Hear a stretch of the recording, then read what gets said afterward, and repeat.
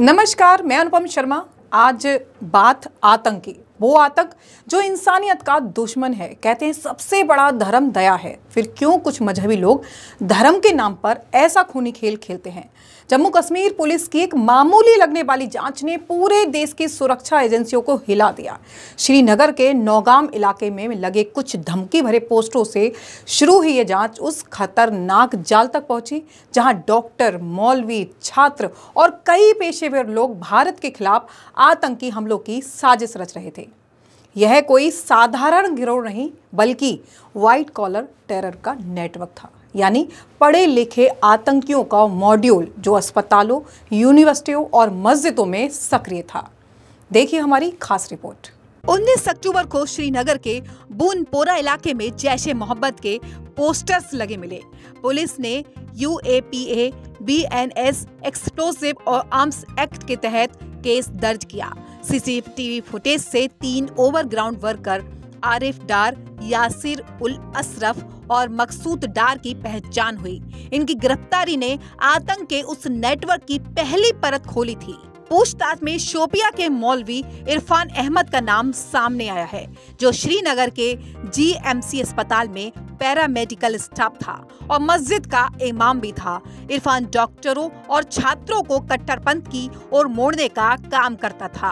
उसके फोन से पाकिस्तान के Jaish handler Umar bin Khattab से जुड़ा एक टेलीग्राम चैनल भी मिला, जहां से उसे आदेश मिलते थे। 5 नवंबर को सहारनपुर से डॉक्टर आदिल राठौर को गिरफ्तार किया गया। पूछताछ में उसने 2 और नाम बताए, डॉक्टर मुजम्मिल गनई और डॉक्टर शाहीन सईद। इसके बाद पुलिस एक्शन में आई और 8 नवंबर को फरीदाबाद की अल फलाह यूनिवर्सिटी से डॉक्टर मुजम्मिल को पकड़ा गया। उसके कमरे से 2900 किलो विस्फोटक सामग्री और हथियार मिले। वहीं आदिल के लॉकर से AK-47 बरामद हुई थी। 10 नवंबर को दिल्ली के लाल किले के पास एक I-20 कार में धमाका हुआ था। शाम 6:30 बजे नेताजी सुभाष चंद्र पर खड़ी कार में रखा IED अचानक फट गया। जांच में पता चला कि कार चला रहा व्यक्ति डॉक्टर उमर नवी था, वही जो इस पूरे नेटवर्क का मास्टरमाइंड बताया जा रहा है। विस्फोट में उमर और उसके 2 साथियों की मौके पर ही मौत होने की आशंका जताई जा रही है। 11 नवंबर को पुलवामा से उमर नवी के माता-पिता, दोस्त और सहयोगियों सहित 6 लोगों को हिरासत में लिया गया। सभी के DNA सैंपल मलबे से मिले DNA से मिलाए जा रहे हैं। अब तक कुल 9 संदिग्ध गिरफ्तार किए जा चुके हैं, जिसमें गंदरबल का जमीर और मेवात का मौलवी इश्तियाक भी शामिल है। जांच से पता चला कि यह नेटवर्क पिछले 2 साल से सक्रिय था।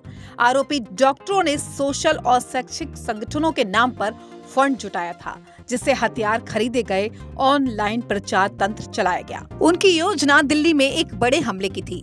सभी बातचीत एनक्रिप्टेड ऐप्स पर होती थी ताकि सुरक्षा एजेंसियों की नजर से बचा जा सके। आतंकवाद न जाने कितने समय से भारत को कमजोर करने की कोशिश में है। कुछ समय पहले आतंकवाद गतिविधियों में अशिक्षित लोगों को टारगेट किया जाता था। उनका माइंड वॉश करना आसान हुआ करता था, लेकिन कुछ सालों पहले से कुछ ऐसे आतंकवादी घटनाओं में व्हाइट कॉलर पढ़े लिखे लोगों का चेहरा सामने आया है। 2018 में दिल्ली इंजीनियर और MBA स्टूडेंट का ISI से जुड़ा मॉड्यूल हुर्रे का पर्दाफाश हुआ था। 2020 में बेंगलुरु से एरोनॉटिकल इंजीनियर मोहम्मद मुनीर आतंकी संगठन के लिए फंड ट्रांसफर में पकड़ा गया था। 2020 में हैदराबाद मेडिकल स्टूडेंट्स का ISI India chat group expose हुआ। सभी एनक्रिप्टेड प्लेटफॉर्म्स पर सक्रिय थे। 2023 में केरल के MBBS डॉक्टर हिदायतुल्ला और उसकी पत्नी ISI के लिए भर्ती का काम करती थी, उसकी भी गिरफ्तारी हुई। 2025 में दिल्ली कश्मीर डॉक्टर और पैरामेडिकल स्टाफ शामिल। व्हाइट कॉलर टेरर मॉड्यूल अब तक का सबसे बड़ा खुलासा। विशेषज्ञों की राय इस तरह है। गृह मंत्री अमित शाह ने कहा कि यह सिर्फ आतंक का नहीं, विचारधारा के जहर का मामला है। केंद्र सरकार इसे जड़ से खत्म करने के लिए सभी एजेंसियों के साथ काम कर रही है। जम्मू कश्मीर के DGP RR सोइन ने कहा, यह व्हाइट कॉलर टेरर नेटवर्क हमारे समाज के भीतर की वह सच्चाई दिखाता है जहां आतंक और अशिक्षित नहीं शिक्षित होकर कोट पैंट पहनकर आता है। राष्ट्रीय सुरक्षा सलाहकार अजीत डोवाल कहते हैं, टेरर अगली जंग दिमागों से लड़ रहा है। हमें विचार के स्तर पर युद्ध जीतना होगा। यह केस भारत के लिए एक चेतावनी है। अब आतंक सिर्फ सीमाओं पर नहीं बल्कि यूनिवर्सिटियों और हॉस्पिटलों की दीवारों में पनप रहा है। डॉक्टर्स ऑफ टेरर का खुलासा बताता है कि आतंकवाद अब सस्ते हथियारों का नहीं बल्कि पढ़े लिखे दिमागों का खेल बन चुका है। पूर्व आईबी अधिकारी यशवर्धन आजाद ने कहा कि डॉक्टर्स जैसे लोगों का आतंक नेटवर्क में शामिल होना बेहद गंभीर है। यह दिखाता है कि अब आतंकी संगठन समाज के सबसे शिक्षित वर्गों तक पहुंच चुके हैं। अब हमें उन लोगों पर भी शक करना होगा जिन पर कभी शक करने की कल्पना तक नहीं की जाती थी, चाहे वो डॉक्टर हो, इंजीनियर हो या प्रोफेसर। अजय साहनी आतंकवाद विशेषज्ञ हैं। वो कहते हैं, व्हाइट कॉलर टेरर सिर्फ सुरक्षा का खतरा नहीं, यह सामाजिक और नैतिक संकट पर भी भारी है। जब शिक्षित वर्ग हिंसा का औजार बन जाए तो समाज की आत्मा पर वार होता है। जब इलाज करने वाले हिंसा फैलाने लगे तो जनता का भरोसा टूटता है। यह कानून और नैतिकता दोनों की पराजय है। क्या कारण है जो आतंक अपनी जड़ फैलाता जा रहा है?